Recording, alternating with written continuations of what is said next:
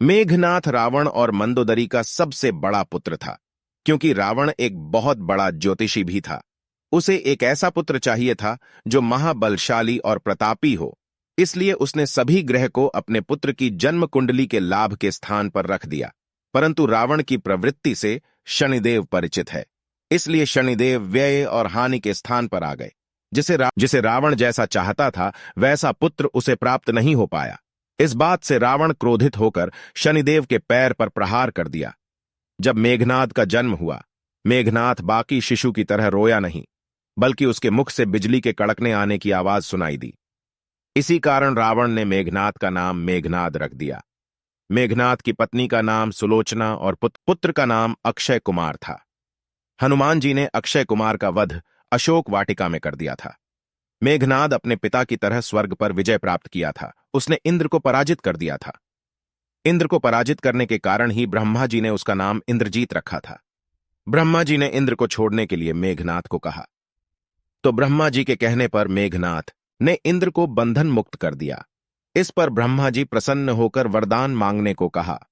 मेघनाथ ने वरदान के रूप में अमृता का वरदान मांगा, लेकिन अमृता का वरदान देना संभव नहीं था। इसलिए अमृता के जैसा ही वरदान ब्रह्मा जी ने मेघनाद को दिया। ब्रह्मा जी ने वरदान दिया कि मेघनाथ अपनी कुलदेवी प्रत्यंगिरा के यज्ञ के दौरान त्रिदेव भी उसे हरा और मार नहीं सकते थे। मेघनाथ ने शुक्राचार्य और साक्षात महादेव से शिक्षा प्राप्त की थी।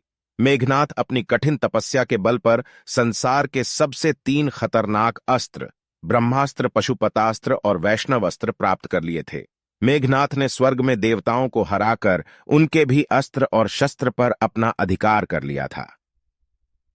कुंभकर्ण के बाद मेघनाथ युद्ध में उतरा। पहले दिन युद्ध में उसने सुग्रीव की पूरी सेना को हिला डाला और राम और लक्ष्मण भी उसकी मायावी शक्ति के सामने बेबस हो गए थे। मेघनाथ मौका पाकर राम और लक्ष्मण पर नागपाश का प्रयोग किया और दोनों को मूर्छित कर दिया। नागपाश से मूर्छित व्यक्ति अगले दिन का सूरज नहीं देख पाता था, अर्थात उसकी मृत्यु हो जाती थी। तब हनुमान जी गरुण भगवान के संजीवनी बूटी से लक्ष्मण की मूर्छा टूटी। युद्ध के चौथे दिन मेघनाथ को लक्ष्मण जी ने वीर गति को प्राप्त करा दिया। इसे युद्ध में लक्ष्मण के घातक बाण से मेघनाथ मारा गया।